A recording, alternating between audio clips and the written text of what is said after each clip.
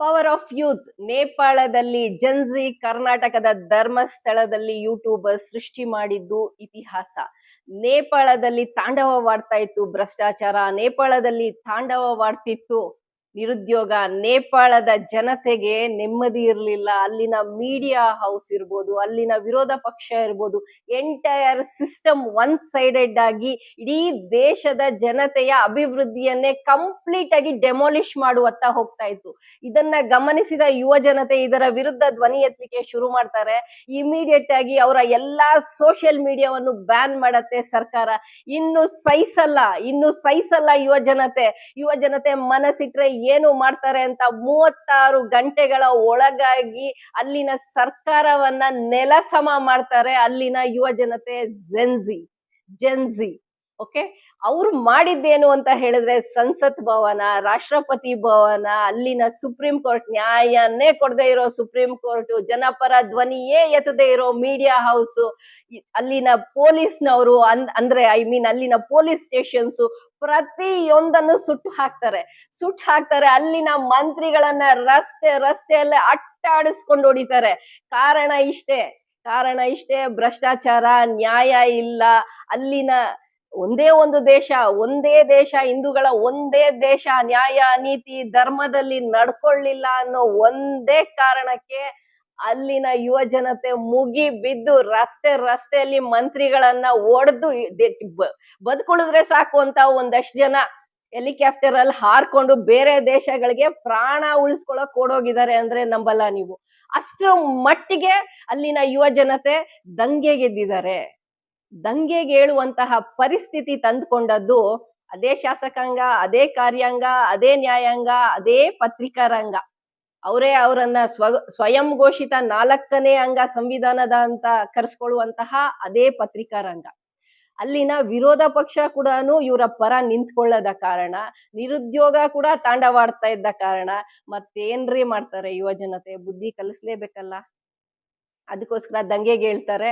ಅದಕ್ಕೋಸ್ಕರನೇ ಅವರು ಇಷ್ಟು ದೊಡ್ಡ ಹೋರಾಟವನ್ನ ಮಾಡ್ತಾರೆ. ಇಡೀ ದೇಶ, ಇಡೀ ಗ್ಲೋಬ್ ಅವರನ್ನ, ಇಡೀ ಪ್ರಪಂಚನೇ ಅವ್ರನ್ನ ತಿರುಗಿ ನೋಡುವಂತೆ ಮಾಡಿದೆ. ಅದೇ ರೀತಿ ನಮ್ಮ ಕರ್ನಾಟಕ ರಾಜ್ಯದಲ್ಲೂ ಒಂದು ಘಟನೆ ನಡೆಯುತ್ತೆ.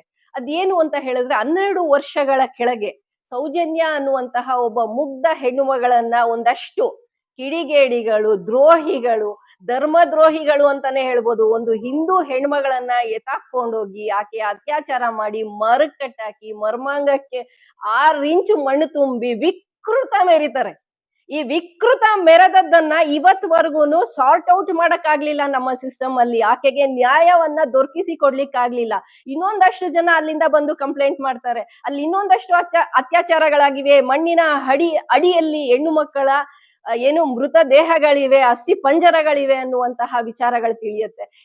ಎಲ್ಲವನ್ನು ಗಮನಿಸ್ತಾ ಇದ್ದ ಯುವ ಜನತೆ ಇಲ್ಲಿ ಕೂಡ ಸೋಷಿಯಲ್ ಮೀಡಿಯಾದಲ್ಲಿ ಮಾತಾಡಕ್ಕೆ ಶುರು ಮಾಡ್ತಾರೆ. ಶುರು ಮಾಡ್ತಾರೆ. ಯೂಟ್ಯೂಬರ್ಸ್ ಸ್ಟೋರೀಸ್ ಅನ್ನ ಕ್ರಿಯೇಟ್ ಮಾಡಿ ಬಿಡ್ಲಿಕ್ಕೆ ಶುರು ಮಾಡ್ತಾರೆ. ಅದ್ರಲ್ಲೂ ಅದ್ಭುತವಾಗಿ ಒಂದು AI ವಿಡಿಯೋವನ್ನ ಸಮೀರ್ ಅನ್ನೋ ಯುವಕ ತಯಾರು ಮಾಡಿ ಆತನ ಯೂಟ್ಯೂಬ್ ಚಾನೆಲ್ ಅಲ್ಲಿ ಬಿಡ್ತಾನೆ. ಅದು ಒಂದು 24 ಅವರ್ಸ್ ಅಲ್ಲಿ ಮಿಲಿಯನ್ ಗಟ್ಲೆ ವ್ಯೂ ಆಗತ್ತೆ. ಇಡೀ ದೇಶ ತಿರುಗಿ ನೋಡ್ಬೇಕು ಸೌಜನ್ಯ ಪ್ರಕರಣವನ್ನ. ಆ ರೀತಿ ಕಣ್ ಕಟ್ಟುವಂತೆ, ಮನ ಕಲಕುವಂತೆ, ಕಣ್ಣಲ್ಲಿ ನೀರು ಬರುವಂತೆ ಸೃಷ್ಟಿ ಮಾಡ್ತಾನೆ.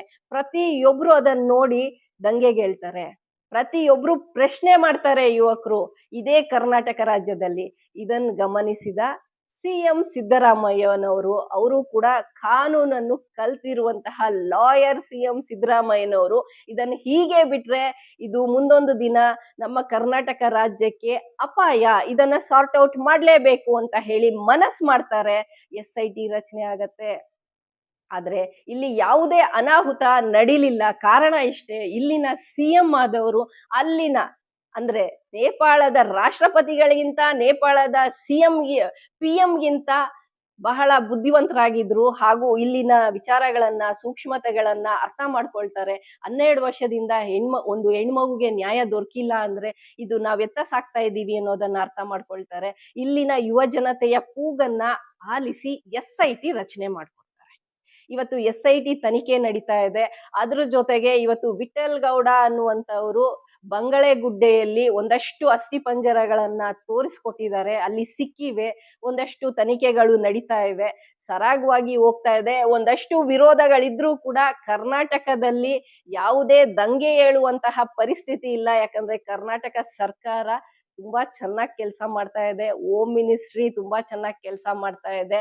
ಮಾಧ್ಯಮದವ್ರು ಮಾತ್ರ ಒಂಚೂರು ಆಚೆ ಈಚೆ ವಾಲ್ತಾ ಇದ್ದಾರೆ ಬಿಟ್ರೆ, ನಮ್ಮ ಶಾಸಕಾಂಗ ಕಾರ್ಯಾಂಗ ಅದ್ಭುತವಾಗಿ ಕಾರ್ಯನಿರ್ವಹಿಸ್ತಾ ಇದೆ, ನ್ಯಾಯಾಂಗ ಕೂಡ ಅದ್ಭುತವಾಗಿ ಕಾರ್ಯನಿರ್ವಹಿಸ್ತಾ ಇದೆ. ಕರ್ನಾಟಕದ ಜನತೆ ಎಜುಕೇಟೆಡ್ಸ್, ಕರ್ನಾಟಕದ ಜನತೆ ತಿಳಿದವರು, ಜ್ಞಾನಿಗಳು ಅಂತ ಹೇಳ್ಬೋದು ಕಣ್ರಿ. ಅಲ್ಲಿನ ಹಾಗೆ ಯೂಟ್ಯೂಬ್ ಬ್ಯಾನ್ ಮಾಡಿ, ಸೋಷಿಯಲ್ ಮೀಡಿಯಾ ಬ್ಯಾನ್ ಮಾಡಿ, ಅಲ್ಲಿನ ಸರ್ಕಾರದ ಹಾಗೆ ಜನಗಳು ದಂಗೆಗೆ ಹೇಳೋ ಹಾಗೆ ಮಾಡ್ಲಿಲ್ಲ ಇಲ್ಲಿನ ಕರ್ನಾಟಕ ಸರ್ಕಾರ. ಇಲ್ಲಿನ ರಾಜ್ಯ ಸರ್ಕಾರ ಬಹಳ ಅದ್ಭುತವಾಗಿ ಕಾರ್ಯನಿರ್ವಹಿಸ್ತಾ ಇದೆ, ಇನ್ನು ಹೀಗೆ ಕಾರ್ಯನಿರ್ವಹಿಸ್ಲಿ. ಆದ್ರೆ ನಮ್ಮ ಪತ್ರಿಕಾ ರಂಗ 4ನೇ ಅಂಗನೇ ಯಾಕೋ ಸ್ವಲ್ಪ ಅಳಿ ತಪ್ತಾನೆ ಇರುತ್ತೆ. ಅವಾಗ 6 ಕೊಟ್ರೆ ಅತ್ತೆ ಕಡೆ, 3 ಕೊಟ್ರೆ ಸೋತ್ಸೆ ಕಡೆ ಅನ್ನೋ ತರ ಆಡ್ತಾ ಇರುತ್ತೆ. ನೀವು ಕೂಡ ಕರೆಕ್ಟ್ ಆಗಿ ಸಪೋರ್ಟ್ ಮಾಡಿದ್ರಿ ಅಂತ ಆದ್ರೆ, ಕರ್ನಾಟಕದ SIT ತುಂಬಾ ಚೆನ್ನಾಗಿ ಕೆಲಸ ನಿರ್ವಹಿಸ್ತಾ ಇದೆ. ದಯವಿಟ್ಟು ಅದನ್ನ ಡಿಸ್ಟರ್ಬ್ ಮಾಡಕ್ ಹೋಗ್ಬೇಡಿ. ಕರೆಕ್ಟ್ ಆಗಿ ರಿಪೋರ್ಟ್ಸ್ ಬರ್ಲಿ, ಹೆಣ್ಮಕ್ಳಿಗೆ ನ್ಯಾಯ ಸಿಗ್ಲಿ ಅನ್ನೋದು ನನ್ನ ಒಂದು ಕಾಳಜಿ. ಹಾಗೂ ನಮ್ಮ ಕರ್ನಾಟಕ ರಾಜ್ಯದ ಯುವ ಜನತೆಯ ಕಾಳಜಿ ಕೂಡ ಅದೇ ಆಗಿದೆ. ಏನೇ ಇರ್ಲಿ, ಯೂಟ್ಯೂಬರ್ಸ್ ನ ಸಕ್ಸಸ್ ಇದು, ಯುವ ಜನತೆಯ ಸಕ್ಸಸ್ ಇದು, ಪವರ್ ಆಫ್ ಯೂತ್ ಅಷ್ಟೇ. ಏನಂತೀರಾ ಫ್ರೆಂಡ್ಸ್? ಈ ವಿಡಿಯೋ ಇಷ್ಟ ಆಗಿದೆ ಲೈಕ್ ಮಾಡಿ, ಶೇರ್ ಮಾಡಿ ಅಂಡ್ ಕಮೆಂಟ್ ಮಾಡಿ. ಸಿದ್ದರಾಮಯ್ಯ ಅವ್ರಿಗೆ ಒಂದು ಥ್ಯಾಂಕ್ಸ್ ಹೇಳಿ, ಇಲ್ಲಿನ ಸರ್ಕಾರಕ್ಕೊಂದು ಥ್ಯಾಂಕ್ಸ್ ಹೇಳಿ. ಯಾಕಂದ್ರೆ ಜನ ದಂಗೆಗೇಳೋ ಹಾಗೆ ಮಾಡ್ಲಿಲ್ಲ, ಅದಕ್ಕಿಂತ ಮೊದಲೇ ಆಕ್ಷನ್ ತಗೊಂಡಿದ್ದಾರೆ. ಅಟ್ಲೀಸ್ಟ್ ತಗೊಂಡಿರೋ ಆಕ್ಷನ್ ಚೆನ್ನಾಗಿ ಕೆಲಸ ಆಗೋದಕ್ಕೆ ನಮ್ಮ ಪತ್ರಿಕಾ ರಂಗ ಅಂದ್ರೆ ಮಾಧ್ಯಮದವರು ದಯವಿಟ್ಟು ಸಹಕರಿಸ್ಬೇಕು ಇದಕ್ಕೆ ಅಂತ ಹೇಳ್ತಾ, thank you for watching this video. Please share the video.